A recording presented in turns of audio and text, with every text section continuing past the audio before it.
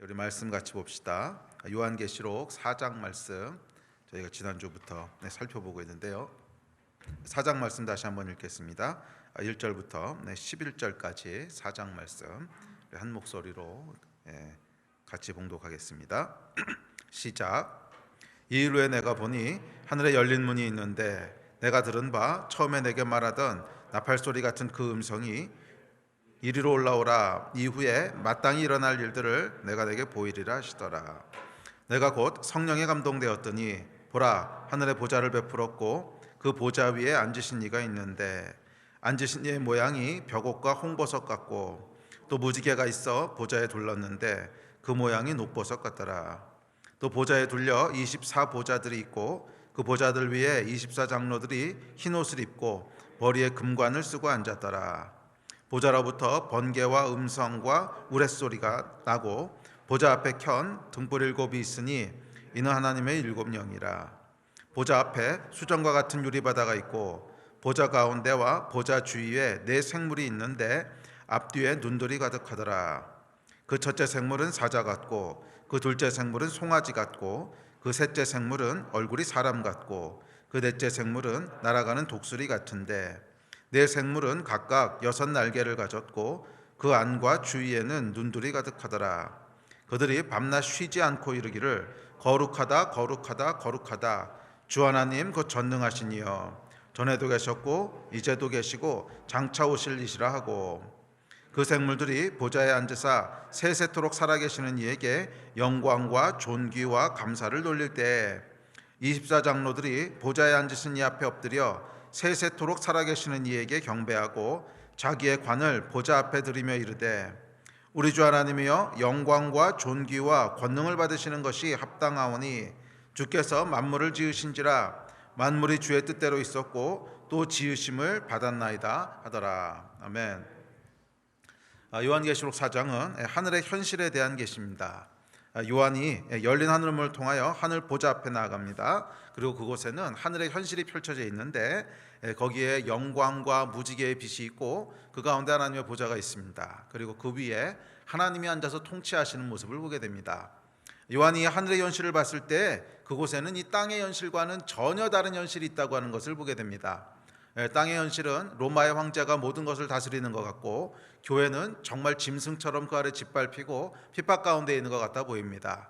또 내부적으로 들여다봐도 또 연약하고 불완전한 교회의 모습을 보면서 야, 이런 교회가 마지막까지 하나님의 나라를 위해서 싸울 수 있을까 참 낙심되고 실망되는 것이 이 땅의 현실이었습니다. 그런데 열린 하늘문을 통하여 성령께서 요한을 끌고 올라가서 하늘의 현실을 보여주실 때 그곳에는 이 땅과는 전혀 다른 현실이 펼쳐져 있습니다.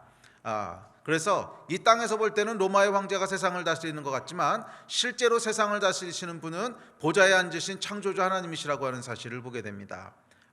로마 황제가 다스리고 있는 것이 아니라 하나님이 이 땅을 통치하고 계시구나. 새로운 사실 알고는 있었지만 그 사실이 우리에게 새롭게 그리고 현실로 인식되게 됩니다. 또한 그곳에는 승리한 교회가 있습니다. 24장로로 표현되는 24라고 하는 숫자는 12 더하기 12 하나님의 백성의 숫자라고 했는데 하나님의 백성들이 면류관을 쓰고 앉아있는 것을 보면 그냥 갑자기 창조되어서 하늘에서 떨어진 것이 아니라 이 땅의 모든 싸움을 다 마치고 승리의 면류관을 받은 자들이라는 뜻입니다. 그래서 이 땅에서의 모든 여정을 충실하게 마치고 결국 하나님 앞에 나아가 보좌에 앉아 함께 다스리는 그런 하늘의 교회의 그 모습을 보게 되면서 우리가 새로운 소망을 가지게 됩니다. 이 땅에서 바라볼 때는 지금 바라보는 교회는 연약하고 실패하고 또 마음이 낙심케 그렇게 하지만 결국 이 교회가 하나님의 은혜 안에서 승리할 것이고 결국 이 교회가 하나님의 계획 가운데서 영광된 면류관을 받을 것이고 그래서 이 교회가 영원히 하나님과 함께 다스리는 영광 가운데 거하실 거라고 하는 그 결국 마지막을 보게 되면서 소망 가운데 다시 일어서서 걸어갈 힘을 얻게 됩니다. 자, 그것이 이제 하늘의 현실이었습니다. 자, 그리고 그곳에는 24장로와 함께 4생물이 있는데 끊임없이 하나님을 예배하고 있습니다. 그래서 요한계시록 4장은 예배에 대해서 우리에게 가르쳐주는 아주 중요한 성경 구절들입니다. 예배가 무엇인지를 요한계시록 4장을 통해서 우리가 깊이 있게 배우게 되는데 그 4장에 보면 24장로와 4생물이 있어서 끊임없이 하나님 앞에 끊임없이 하나님 앞에 예배합니다. 그리고 이 예배의 비밀 중에 하나는 결국 이 예배가 하늘과 땅을 연결한다는 거예요. 하늘의 예배의 본질을 알고 이 땅에서 우리가 그 하늘의 예배와 같은 예배를 드릴 때 비록 우리의 몸은, 비록 우리의 마음은 이 땅에 있지만 우리의 영은 하늘에 올라가 하나님의 현실을 대면하게 됩니다. 그래서 예배에는 굉장히 신비한 비밀이 있는데 이 땅과 하늘을 연결짓는다는 거예요.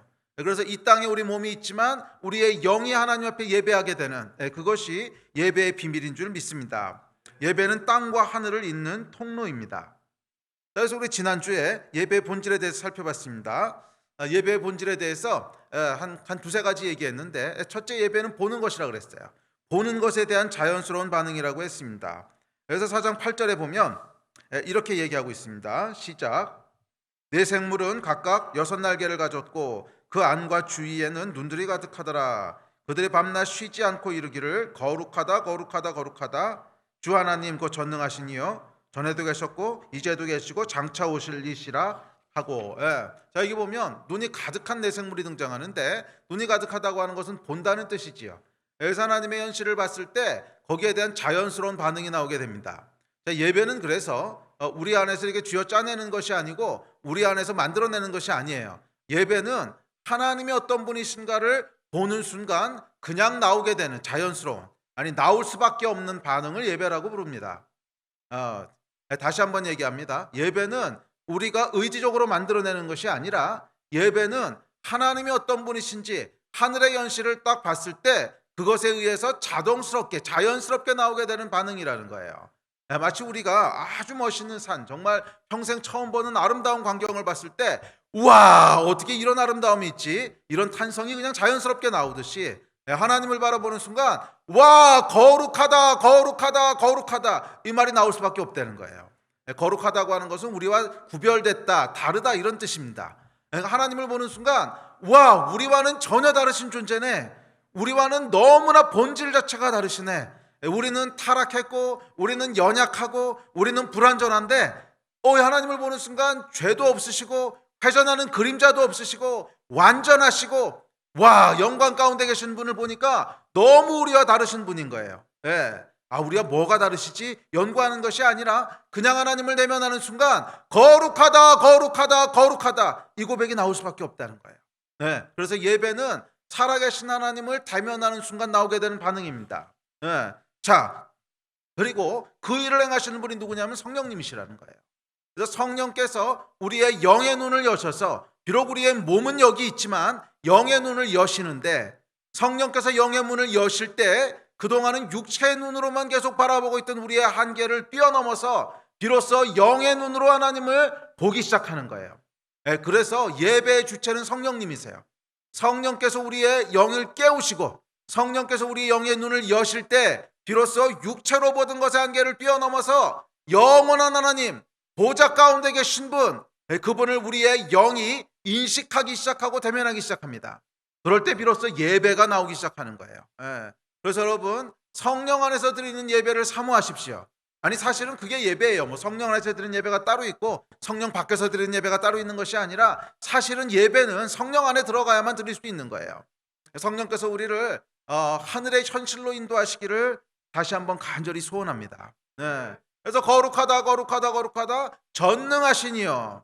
하나님을 뵙는 순간 우리와 또 다른 면을 보게 되는데 전능하신 분이시라는 거예요. 우리는 유한한 존재고 우리는 한계 가운데 갇혀 있는 존재지만 하나님은 하시지 못할 일이 없는 전능하신 분이시라는 거예요. 이제 그러면서 이제 전에도 계셨고 이제도 계시고 장차 오실리어, 그렇게 고백하는 것까지를 지난번에 우리가 살펴봤습니다. 자, 오늘은 계속 이어서 이 네 생물의 예배의 그 두 번째 파트를 살펴보도록 합시다. 자, 9절에 보면 이어서 네 생물이 이렇게 예배하고 고백합니다. 9절 같이 읽어봅시다. 시작. 그 생물들이 보좌에 앉으사 세세토록 살아계시는 이에게 영광과 존귀와 감사를 돌릴 때, 네 생물이 드리는 예배의 두 번째 파트는 영광과 존귀와 감사를 드린다는 거예요. 영광과 존귀와 감사를 드린다는 거예요. 그래서 하나님을 대면하게 될 때 나오게 되는 반응 중에 하나가 이것입니다. 그래서 뒤에 가보면 24장로도 거의 비슷한 고백을 하죠. 영광과 존귀와 권능이 세세토록 주께 있을지어다. 영광과 존귀와 감사, 영광과 존귀와 권능. 뭐 거의 비슷한 반응들인데, 하여간 살아계신 하나님을 뵐 때 와, 영광이구나, 존귀하시구나, 뭐 이런 반응들이 나오게 된다는 것이죠. 자, 그래서 오늘은 이 영광, 존귀, 감사라고 하는 예배에 빠질 수 없는 중요한 세 요소를 중심으로 예배가 무엇인지를 좀 더 살펴보려고 합니다. 자, 예배에서 빠질 수 없는 것 중에 하나가 하나님의 영광에 대한 찬송입니다. 여기 보면 영광, 존귀 이런 단어들이 나오는데, 이 영광과 존귀라고 하는 것은 물론 뭐 사람 세계에서도 사용합니다. 어우, 영광스러우시겠어요, 뭐 이런 말도 쓰고, 아유, 존귀하신 분이시대, 뭐 우리가 직접 대놓고 사용하진 않지만, 그러니까 우리 세상에서 쓰는 말이지만, 사실은 영광과 존귀라고 하는 단어는 하나님께 속한 신적인 속성입니다.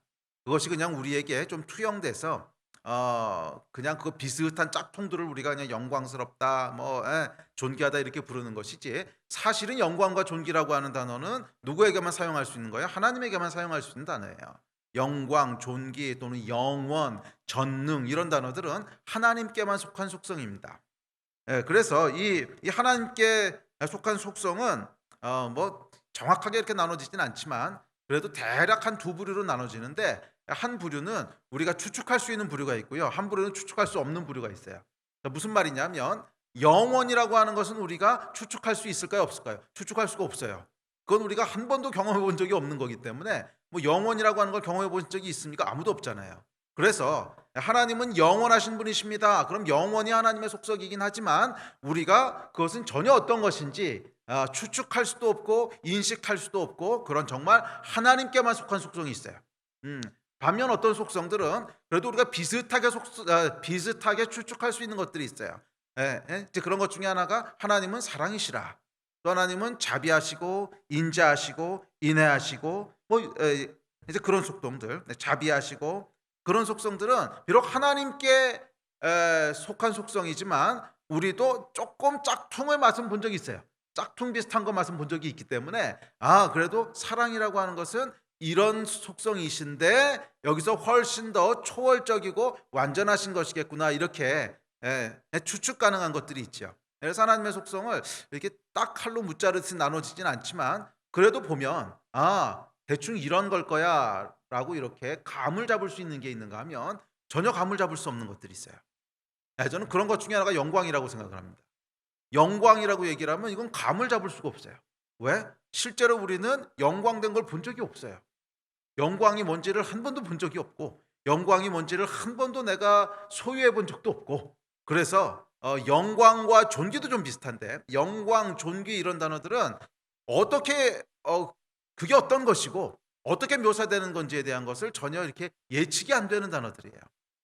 그래서 이런 영광과 존귀와 이런 송영들은 사실은 하나님을 정말 성령 안에서 대면하기 전에는 그냥 립 서비스 이상은 참 되기 어려워요.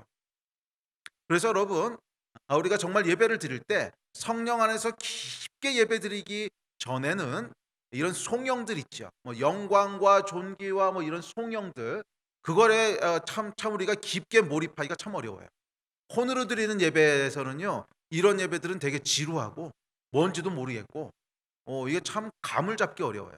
그래서 죄송합니다. 뭐 혼으로 드리는 예배가 따로 있다, 이 비유가 좋은 것 같지는 않은데, 그래도 예를 들어서 하나님의 은혜라든지 하나님의 사랑이라든지 그런 것들을 우리가 찬송하고 예배할 때는요, 뭐 깊게 성령 안으로 들어가지 않아도 그래도 비교적 쉽게 몰입이 돼요. 왜? 뭔지를 내가 대충 알거든. 은혜의 하나님 그랬을 때는, 그렇지, 은혜가 이런 거지 하는 것들에 대한 하나님 이외에서도 경험한 적이 있기 때문에, 은혜 좋은 거지. 사랑의 하나님, 그렇지, 하나님이 날 사랑하시지. 감동도 되고 은혜도 되고. 그래서 약간 비교적 쉽게 예배에 접근할 수 있는데, 영광과 존귀와 영원과 권능과 뭐 이런 걸 송영이라 그러죠. 이게 하나님을 송축하는 찬양을 할 때는요, 정말 집중하기 어려워요. 왜? 모르는 내용들이기 때문에. 그래서 그런 예배들은 정말 성령 안에 깊게 들어갔을 때만 드려지는 예배고, 그리고 성령 안에 깊게 들어가면은요, 이 예배가 끊임없이 나오게 돼요. 이 땅에서도 마찬가지예요. 여러분, 저희도 예배할 때 진짜 성령께서 이렇게 청중이 함께 드린 예배 가운데도 성령께서 이렇게 강하게 우리를 이끌어 가실 때는 사실은 뭐 하나님의 은혜가 어떻습니다, 하나님의 사랑이 어떻습니다 하는 고백보다도 하나님의 속성에 대한 영광과 존귀와 위엄과 그런 찬양들이 훨씬 파워풀합니다. 그 찬양을 끊임없이 드려도 우리 안에 지치지 않고, 끊임없이 들어도 끊임없이 올라오는 감동과 감격이 있어요. 그것은요, 사실은 성령께서 했다고밖에 설명할 수가 없어요. 왜? 내가 모르는 내용들이거든요. 영광이 뭔지 봤어요? 존귀가 뭔지 봤어요? 우리가 사실 경험 못 해본 내용인데 그 찬양을 계속 끊임없이 감동과 감격 가운데 드린다고 하는 것은 성령께서 행하시는 일이에요. 자기가 이렇게 두 종류의 그런 속성이 있는데, 영광이 그런 속성이라는 거예요. 영광은 인간이 이해하거나 내재적으로 경험하기 어려운 그런 특징 중에 하나입니다. 자, 그래서 뭐 영광이란 단어는 일상생활에서 사용하기는 해요. 아유, 영광이시겠습니다, 뭐 이런 말 쓰기도 하고, 또 하나님께 영광 이런 말을 쓰기는 하지만 사실 구체적으로 우리가 인식하거나 그것을 경험하기는 참 어려운 단어예요. 참 어려운 단어예요. 자, 우리에게 없는 거기 때문에 그래요. 자, 그래서 이 영광이란 단어는 조금 풀어서 우리가 살펴볼 필요가 있는데, 자, 영광이라고 하는 히브리 단어는 카바드라는 단어입니다. 카바드라고 하는 단어를 쓰는데, 그리고 헬라어에서는 이제 독사라고 번역을 하는데, 그 의미가 비슷한 의미긴 합니다. 자, 근데 카바드라고 하는 히브리어는 원래 그것의 어원이 뭐냐면 무겁다, 가치가 있다 이런 뜻이에요. 무겁다, 가치가 있다 이런 뜻이 카바드라고 하는 단어입니다. 자, 그래서 이 영광이란 뭐냐면 탁월하고 중요한 가치가 있다 이런 뜻입니다. 탁월하고 중요한 가치가 있다, 무겁다 이런 뜻이에요. 그래서 선함, 탁월함, 아름다움, 지혜, 힘, 능력 등 인간이 추구하고 중요하게 생각하는 모든 가치가 하나님께 있다는 거예요. 그것이 영광이 하나님께 있습니다라고 고백하는 의미라는 거예요. 자, 다시 한번 얘기합니다. 선함, 탁월함, 아름다움, 지혜, 힘, 능력 등 인간이 추구하고 중요하게 생각하는 모든 가치가 하나님께 있다는 거예요. 그래서 하나님께 영광을 돌린다는 뜻은 선함은 오직 하나님께 있다라는 고백입니다. 또 하나님께 영광을 돌린다는 것은 하나님만이 중요한 분이십니다라고 하는 고백입니다. 또 하나님께 영광을 돌린다는 것은 하나님만이 모든 의미의 근원이십니다라는 고백입니다. 그래서 하나님이 없으면 만물은 아무 의미가 없습니다. 영광은 오직 하나님께 속한 속성이기에 참된 영광은 하나님을 대면하기 전까지는 알 수도 없고 경험할 수도 없습니다. 그래서 영광이 주께 있습니다, 영광을 주님께 돌립니다 라고 하는 것은 이런 고백이라는 거예요. 하나님만이 가치 있으신 분이십니다. 하나님만이 무거우신 분이십니다. 하나님만이 중요하신 분이십니다. 하나님이 없으면 만물은 아무 의미가 없습니다. 오직 의미는 하나님께로부터 옵니다. 하나님만이 가장 위대하신 분이시고, 하나님만이 탁월하신 분이시고, 하나님만이 우리의 존경과 우리의 감탄과 우리의 경외를 받으실 유일한 분이십니다. 무거우신 분이십니다. 가치가 있으신 분이십니다 라고 하는 고백이 영광이라는 거예요. 그리고 아까 말씀드렸듯이 이 하나님의 영광은 성령께서 우리의 눈을 여시기 전까지는 사실은 고백할 수도 없고 경험할 수도 없는 그런 성질의 것입니다. 자, 그런데 타락한 인간은요, 영이 움직이지 않고 그저 혼으로 살아갑니다. 죄라고 하는 것은 우리의 영을 마비시키지요. 그래서 우리를 이 땅에 속한 육의 존재로 타락시켜 버립니다. 한정지어 버립니다. 그래서 타락한 인간, 죄 가운데 있는 인간은 영이 움직이지 않고 혼으로 살아갑니다. 그래서 그 혼으로 살아가는 결과는 뭐냐면 나를 중요하고 무겁게 생각하게 된다는 거예요. 혼으로 살아가는 결과는, 영으로 살아가는 결과는 뭐냐면 하나님을 봐요. 와, 이분은 나하고 너무 다르신 분이야.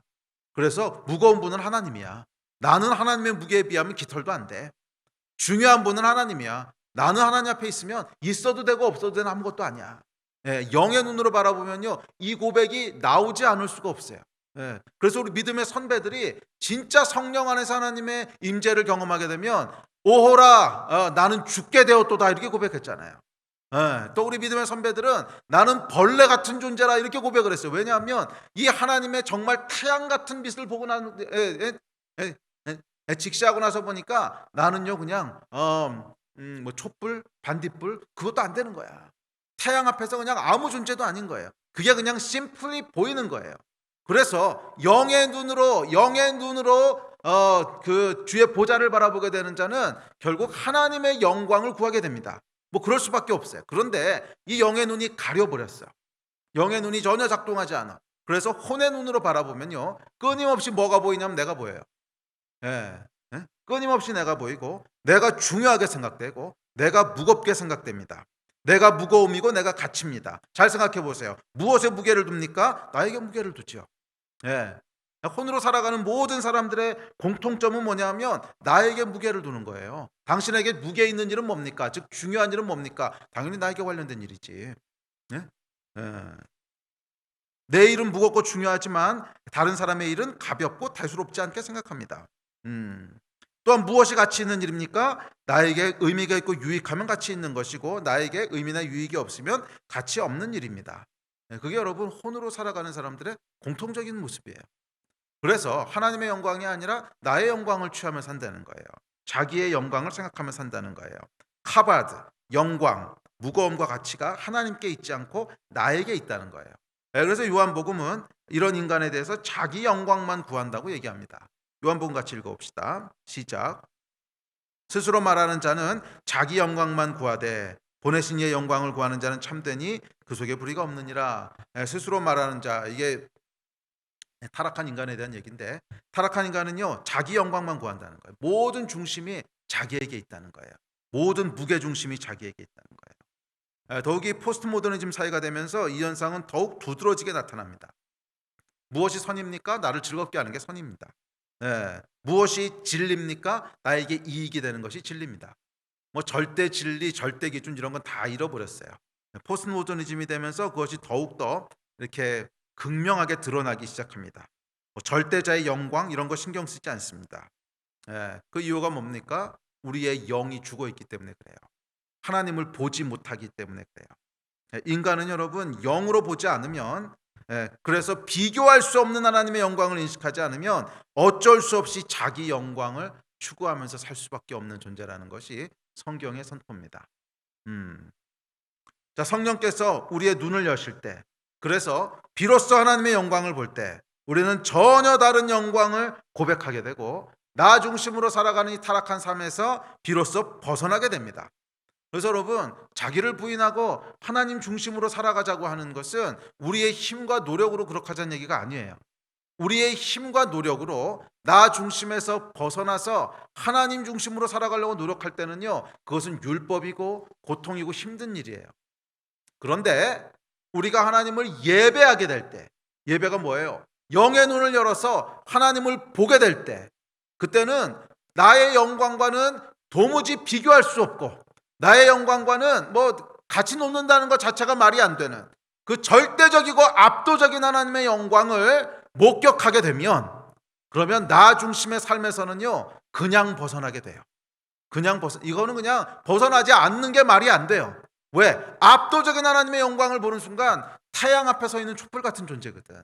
이건 뭐 비교 자체가 안 되기 때문에 이걸 보고도 나 중심으로 살겠다 이렇게 얘기하는 정신병자는 없어요. 그래서 이 하나님 중심으로 살아가는 나 중심의 삶을 탈피하는, 예수께서 말씀하신 자기를 부인하고 나를 따르라고 하는 이 크리스찬의 삶은요, 우리의 힘과 혼의 노력으로 그렇게 될 수 있는 게 아니에요. 우리의 힘과 혼의 노력으로 이렇게 살아가려고 할 때 그것은 율법 이상은 되지 않아요. 이 비결은 뭐냐면 영의 눈을 떠서 하나님을 바라보는 거예요. 그러니까 예배의 그 비밀이 있는 거예요. 그래서 여러분, 우리가 예배에 실패하면요 그냥 율법이 될 수밖에 없어요. 예배에 실패하면 인간의 노력과 율법이 될 수밖에 없어요. 하나님의 영광은 보이지 않는데, 아니 내 영광을 벗어나서 하나님의 영광을 구하라고 하는데 이 하나님의 영광이 보이지 않는데 그게 되겠습니까? 끊임없이 인간은 혼의 눈으로 바라보면 나밖에 안 보이는데 그걸 탈피하려고 하니까 애쓰고 노력하고 애쓰고 고행하고 다 하는데 안 되는 거죠. 그게 여러분 인간의 한계예요. 그래서 사실은 이 비결은 뭐냐면 영의 눈을 떠서 하나님을 바라보는 것, 즉 예배예요. 예배에 성공하게 되면 하나님에 대한 인식이 우리 안에 들어오게 되는 거예요. 물론 이 예배는 우리의 감정을 만져주는 예배를 얘기하는 것은 아닙니다. 그것 훨씬 이상의 거예요. 물론 감동도 움직이겠지만 훨씬 이상의 거예요. 성령께서 우리의 영의 눈을 열게 하셔서 하늘의 현실을 보게 하고 하나님의 영광을 바라보게 하는 이 예배가 우리 가운데 성공적으로 드려지게 될 때 우리는요 그냥 나 중심에서부터 저절로 벗어나게 돼요. 벗어날 수밖에 없게 돼요. 이것이 여러분 크리스찬의 삶이고 이게 예배의 능력이고 이게 예배의 비결인 줄로 믿습니다. 그래서 여러분 결국 우리는 예배의 생명을 걸어야 돼요. 2021년에 우리가 하나님 중심으로 삽시다 라고 아무리 얘기를 해도 그게 우리의 힘과 노력으로 이루어질 수 있는 일이 아니라는 거예요. 우리의 힘과 노력으로 자기를 다 내려놓고 하나님 중심으로 아무리 살려고 해도 반복해서 실패하게 될 겁니다. 혼의 눈으로 바라보는 한 우리는 나를 바라보는 걸 멈출 수가 없어요. 혼의 눈으로 바라보는 한 나에게 무게를 두고 나를 중심으로 나에게 가치를 두고 살아가는 것을 멈출 수가 없어요. 그래서 노력하다 실패하고 결국 낙심하고 포기하게 될 거예요. 네, 여러분 혼의 능력으로 하는 것이 아니에요. 이 일을 행하시는 분은 철저히 성령님이세요. 철저히 하나님의 은혜예요. 그래서 성령 안에서 우리가 예배함으로 주 앞에 나아갈 때 이 예배 가운데 성령 안에서 하나님을 대면하게 될 때 그때 비로소 우리는 탈피하게 되고 우리 중심의 삶에서부터 빠져나와서 하나님 중심의 삶을 살 수 있게 될 줄로 믿습니다. 예배가 우리 가운데 살아나게 되는 예배가 우리 가운데 깊어지는 그 한 해가 되기를 주의 이름으로 축복합니다. 아멘.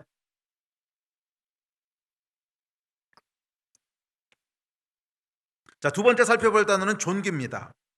존귀는 히브리어로 호드란 단어인데 영광하고도 많은 부분 겹치는 의미를 공유하고 있습니다만 조금 차이가 있어요. 자, 이것은 히브리어로 호드라는 뜻은 거대하다, 아름답다, 탁월하다라는 뜻입니다. 그리고 이것을 이제 헬라어로 번역할 때, 그러니까 이 계시록엔 헬라어로 쓰여져 있겠죠. 계시록이 헬라어로 번역할 땐 티메라고 하는 단어로 번역을 했는데 이 헬라어 티메라고 하는 단어는 무슨 뜻이냐면 이것이 탁월하고 아름답다라는 뜻인데 그래서 뭘 한다는 거냐면 지불하고 사다, 높게 평가하다 하는 어원을 가지고 있어요.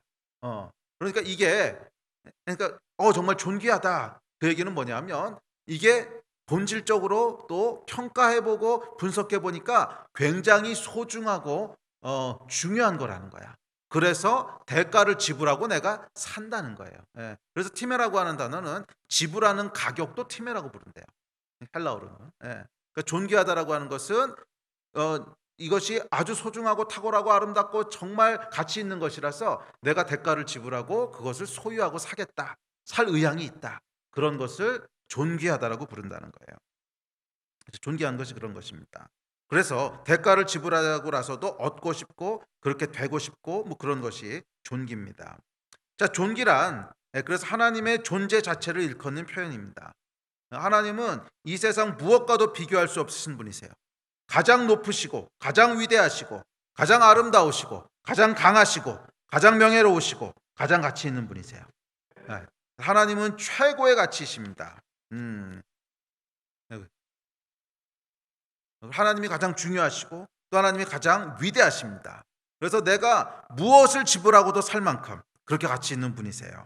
나의 어떤 대가를 치르더라도 나는 하나님 앞에 있겠습니다. 이 고백이 존귀라고 하는 고백이에요. 영광과 존귀가 영원히 하나님께 있을지어다. 아멘. 그 얘기는 뭐냐면 내가 하나님을 어떻게 인식하냐 하면 그래서 이것은 하나님에 대한 인식이에요. 내가 어떻게 하나님을 인식하냐 하면 최고의 가치시고 가장 아름다우시고 가장 탁월하시고 그래서 내가 어떤 대가를 치르더라도 그 하나님의 존귀함 앞에 머물고 싶습니다.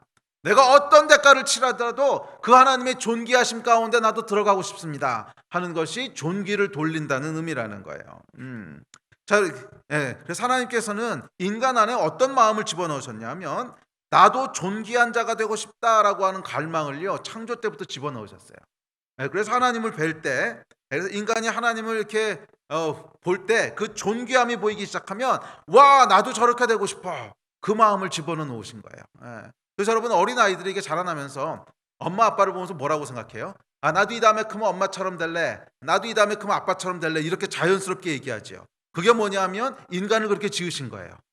그래서 인간은 자기가 보기에 커 보이고 좋아 보이고 그런 존재가 있으면 나도 그렇게 될래 하는 마음을 가지게 된다는 거예요. 그래서 존귀하신 분이라고 우리가 고백할 때 그 의미는 뭐냐면 와 나도 하나님같이 저런 존재가 되고 싶어 하는 뜻이라는 거예요. 그러니까 교만한 의미에서 말고 좋은 의미에서 나도 하나님 같이 저런 존귀한 존재가 되고 싶어 하는 의미가 존귀 안에 담겨 있는 거예요. 자, 그래서 예배란 존귀하심을 대면하고 고백하는 것이기 때문에 그 예배 안에는요, 나도 진심으로 그렇게 되고 싶고, 존경하고 갈망하고 소망하는 존재를 조금 더 내가 닮아가고 싶은 그것에 대한 고백이 포함되어 있어요. 음. 그래서 우리가 실제로 예배할 때요, 그 존재를 조금씩 닮아가게 됩니다. 아, 그러니까 하나님을 성령 안에서 딱 대면하고 나서 보니까 와, 너무 위대하시고 너무 선하시고 너무 탁월하시고 너무 아름다우시고 하는 이거를 딱 보면서 존귀한 존재라고 하는 것을 보게 되면서 그것을 예배한다는 뜻은 뭐냐면 와, 당신은 그런 분이십니다라고 고백하는 것과 동시에 그래서 내가 값을 지불하고라도 그걸 사고 싶습니다. 그게 존귀의 의미라 그랬죠. 그래서 존귀한 분이십니다라고 하는 건 내가 대가를 지불하고서라도 당신에게 있는 그 존귀한 것들을 나도 소유하고 싶습니다 하는 고백이라는 거예요. 그래서 우리는 이 예배를 통해서 예배하는 대상을 조금씩 닮아가게 됩니다. 그 안에 갈망이 있기 때문에 그래요. 자, 그런데 이 하나님의 존귀하심을 보지 못하는 사람은 어떻게 되냐면 다른 것을 존귀하게 여깁니다. 다른 것을 존귀하게 여겨요. 돈이 많은 부자를 존귀하게 여기거나 성공한 정치인을 존귀하게 여기거나 노벨상을 받은 학자를 존귀하게 여기거나 자선 사업을 많이 하는 소위 개념인을 존귀하게 여깁니다. 그렇지 않습니까? 여러분, 세상에서 존귀합니다라고 얘기할 때 이런 것 중에 하나 아니에요? 돈이 많거나 뭐 성공했거나 뭐 아니면 뭐 자선 사업을 많이 하는 착한 사람처럼 보이거나 아니면 뭐 노벨상을 받은 아주 탁월한 학자거나 그럼 존귀하다고 생각해요. 음. 자, 그리고 이 존귀하게 여기는 것이 바로 나의 가치관과 갈망을 반영하고 있는 거예요. 여러분이 어, 하나님 이외에 존귀하다고 여기는 것이 무엇인가 한번 생각해 보세요. 하나님 이외에 저건 참 존귀해. 야, 저 사람은 너무 존귀해. 이렇게 생각되는 존재가 어떤 분인가 생각해 보세요. 그럼 분명히 여러분 안에는 어떤 가치관과 어떤 갈망이 있냐면 나도 저렇게 되고 싶어 하는 갈망이 있는 거예요. 대가를 치르고서 저거를 나도 소유하고 싶어. 예. 예? 그 대가가 뭐예요? 나의 시간과 나의 노력과 나이가 뭐 더 열심히 공부하고 더 열심히 노력하고 내가 내 시간, 에너지, 돈 뭐 내가 가지고 있는 모든 소유들을 다 써서 저거를 사고 싶어. 그런 마음이 그 안에 있는 거잖아요. 그러니까 존귀하게 보는죠. 내가 전혀 소유하고 싶고 나하고 아무 갈망도 없는데 그걸 존귀하다고 보십니까? 그렇겠죠. 네. 자, 그래서 하나님의 존귀하심을 보지 못하는 자는 뭔가 다른 것을 존귀하다고 보는데 그 존귀하다라고 하는 것의 의미는 나도 그렇게 되고 싶어라고 하는 의미라는 거예요. 그래서 존귀하다라고 하는 것이 사실은 우리의 인생관, 가치관, 내가 추구하는 것들을 함축시켜 놓은 종합체 같은 거예요.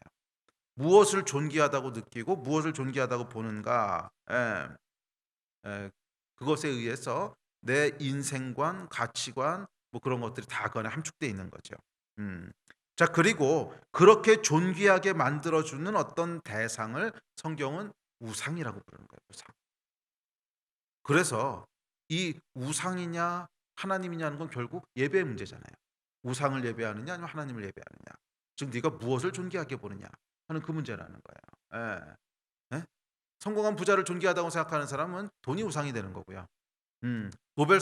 노벨상 받은 학자를 존귀하다고 보는 사람은 명성이 우상이 되는 거고요. 또 뭐 세상에서 성공한 정치인이 존귀한 사람입니다 이렇게 보는 사람은 권력이 우상이 되는 거고요. 어, 에, 에, 또 뭐 개념 있는 자선 사업가 같은 사람이 존귀하다고 보이는 사람은 에, 에, 그 안에 뭐가 있는 거예요? 사람들의 칭찬과 인정이라고 하는 것이 우상이 되는 거죠. 자, 그래서 이 존귀라고 하는 것은 결국 우상과 연결돼 있어요. 내가 존귀하다고 보는 존재, 그 안에 우상이 있는 거예요. 그래서 이것이 예배의 문제예요. 우리가 무엇을 존귀하다고 보는가? 하나님을 존귀하다고 보는가? 아니면 다른 어떤 존재를 존귀하다고 보는가에 의해서 내가 무엇을 예배하는가가 결정되는 것입니다. 내가 무엇을 예배하는가가 결정되는 거예요. 그래서 하나님을 존귀하게 보는 자는 하나님을 예배하고요. 돈을 존귀하게 보는 자는 돈을 예배하고요. 예배란 내가 존귀하게 여기는 대상에게 표하는 고백적 행위입니다. 나는 당신을 존귀하게 여깁니다. 그래서 어떤 대가를 치르더라도 당신이 갖고 있는 그런 걸 나도 소유하기 원하고 당신같이 되기 원합니다 하는 것이 예배라는 거예요. 그래서 우리가 하나님을 예배할 때는요, 하나님을 가장 나는 가치 있는 존재로 보고 하나님 같은 그런 것을 나도 소유하기 원하고, 그게 예배라는 거예요. 예.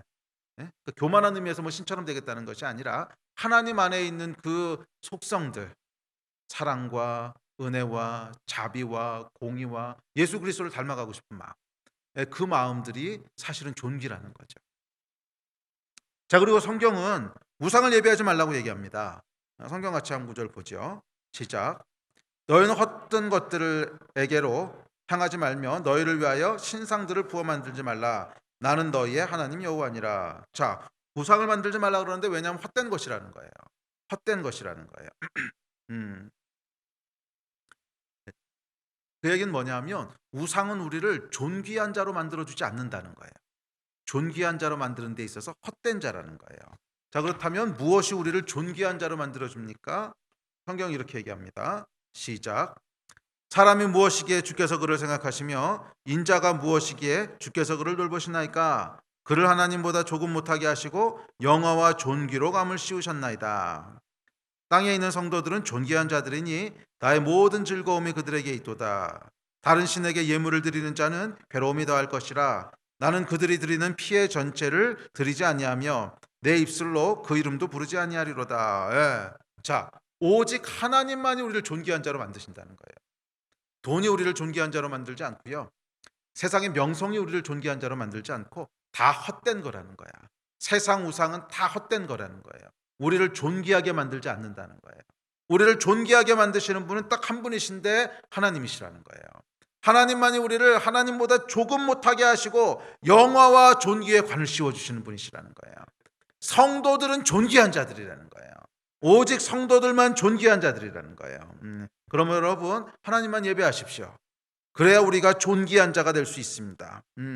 정말 내가 원하는 분은 하나님 한 분이시고 정말 내가 존경하는 분은 하나님 한 분이시고 그래서 어떤 대가를 치르더라도 소유하기 원하는 건 하나님 한 분이십니다.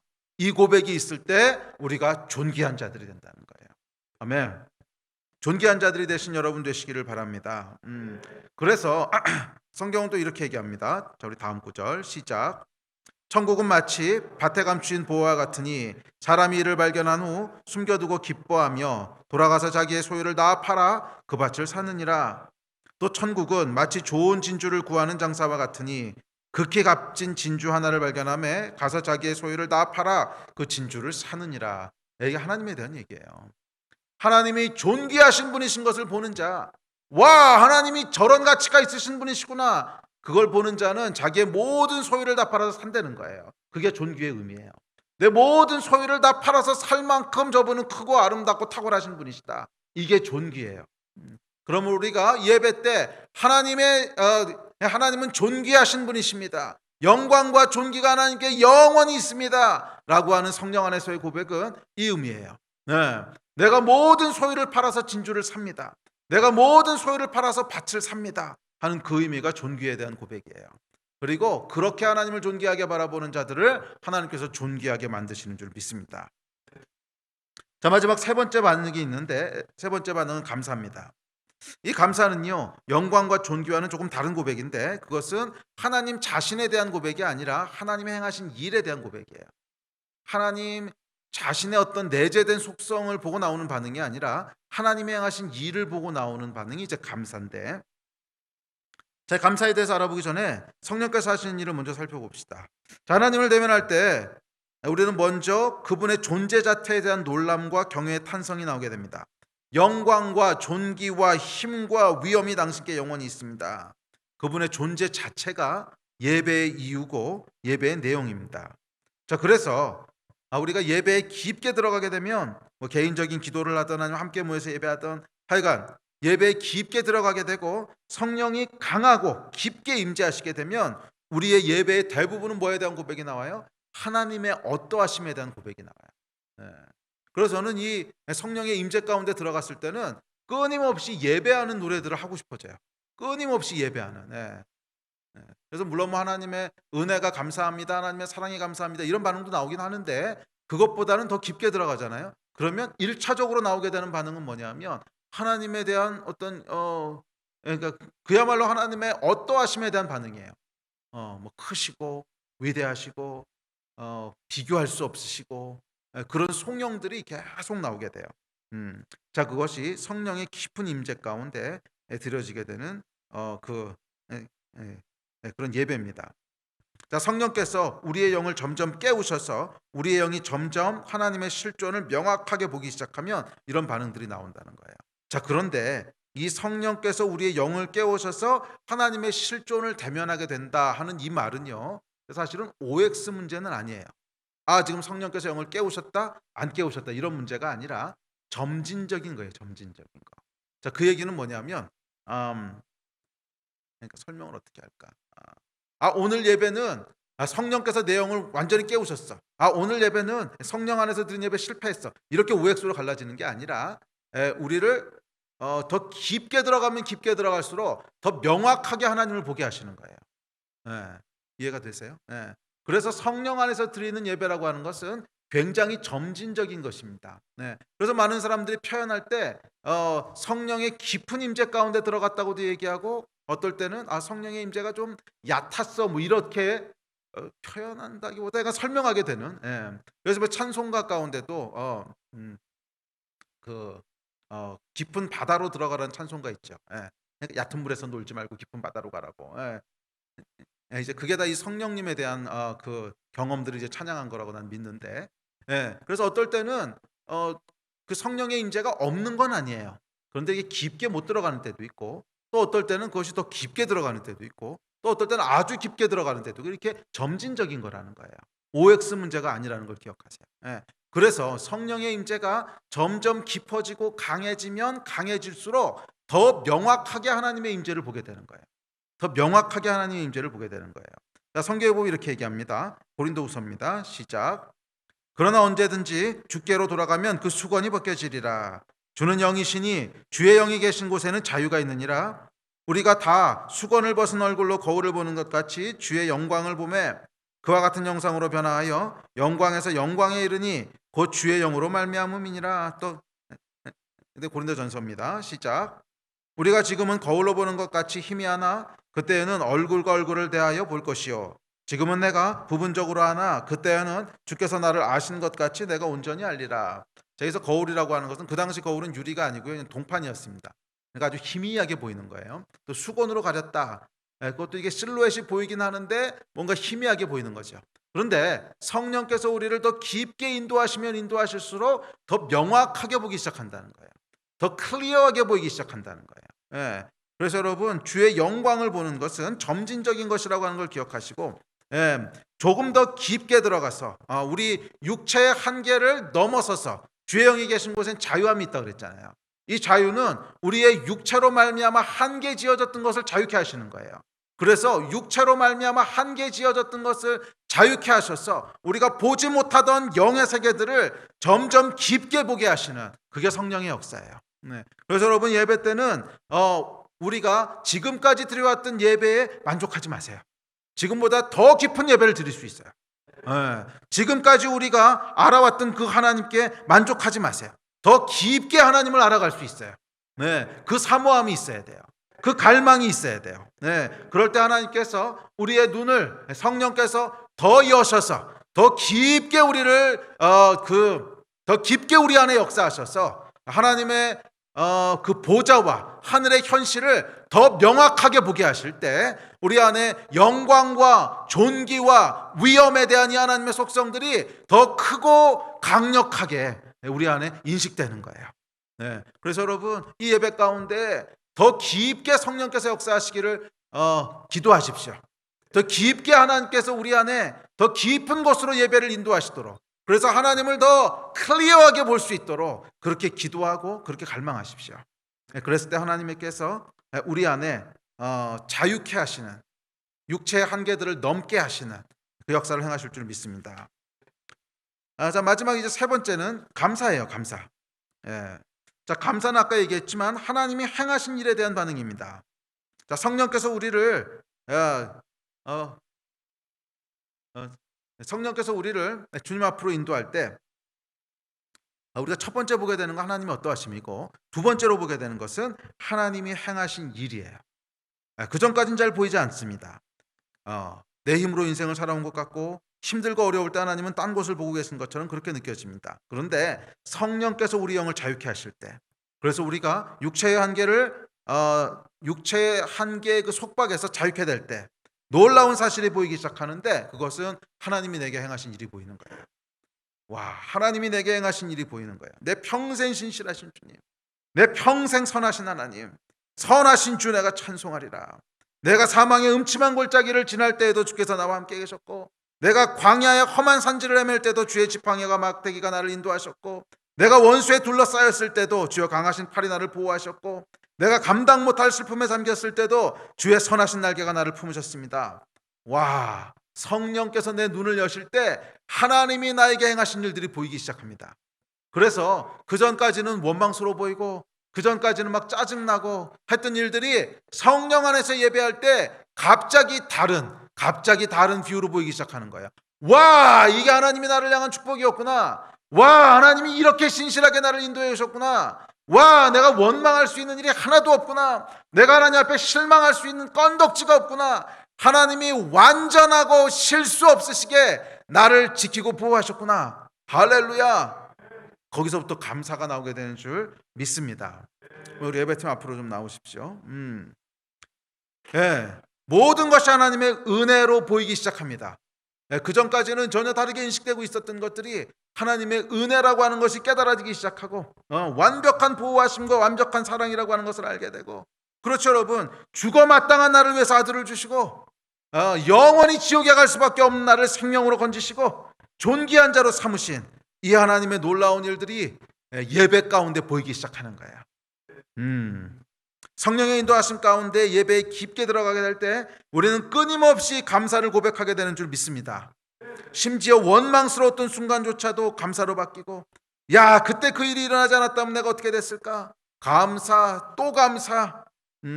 그래서 예배는 첫째, 하나님이 어떤 분이신지를 보는 것이고, 둘째, 하나님이 행하신 일이 무엇인지를 보는 것이에요. 그래서 여러분, 감사는요, 예배에서 빼놓을 수 없는 필수적인 요소입니다. 우리 이제 말씀을 정리합시다. 오늘 성령께서 여러분의 눈을 열어주시기를 예수의 이름으로 축복합니다. 오늘 성령께서 우리를 이전과는 또 다른 깊이와 또 다른 차원의 예배 가운데로 들어가게 하시기를 소원합니다. 여러분, 무엇을 보기 원하십니까? 무엇을 보기 원하십니까? 저는 하나님의 영광과 존귀를 보게 되기를 축복합니다. 다른 것을 보기 앞서서 하나님의 영광과 존귀, 가장 크고 위대하고 가장 가치 있으신 분, 이 영광과 존귀의 빛이 성령 안에서 우리를 휘감는 밤이 되기를 다시 한번 예수 이름으로 축복합니다. 또한 여러분, 하나님이 행하신 일을 보게 되기를 축복합니다. 내 평생 선하게 인도하신 하나님, 내 평생 한 번도 나를 배반하지 않으신 하나님, 실망시키지 않으신 하나님, 선하심과 완전하심으로 나와 함께 하시는 분, 성령 안에서 그 하나님을 보게 되기를 주의 이름으로 축복합니다. 그게 여러분 예배입니다. 그게 예배의 비밀이고 그게 예배의 능력입니다. 성령께서 우리 눈을 열어 하나님을 예배하게 하실 때, 성령께서 눈을 열어 우리로 예배하게 하실 때, 이 놀라운 예배의 비밀들이 저와 여러분 가운데 풀어지고 하늘과 땅이 연결되고, 그래서 우리가 완전히 새로운 것들을 보게 되고 완전히 새로운 것들을 인식하게 되고, 그래서 존귀한 자로 살아가게 되는, 감사 가운데 살아가게 되는 이 예배의 축복이 여러분들의 것이 되시기를 다시 한번 주의 이름으로 축복합니다. 아멘. 우리 자리에서 같이 일어나셔서 좀 기도하고 찬송합시다.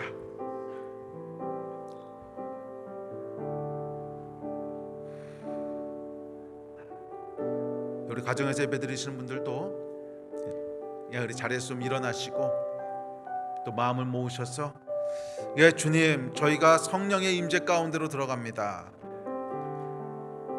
어떤 가정에서 예배 드리시는 것 때문에 주변이 좀 어수선할지도 모르지만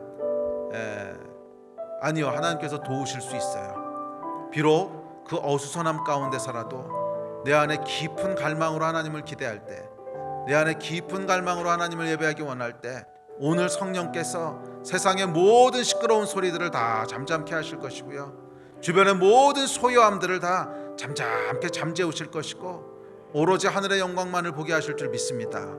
예, 그렇게 하실 거예요. 예, 우리 믿음을 가지고 좀 주님 앞에 집중하여 나아갑시다.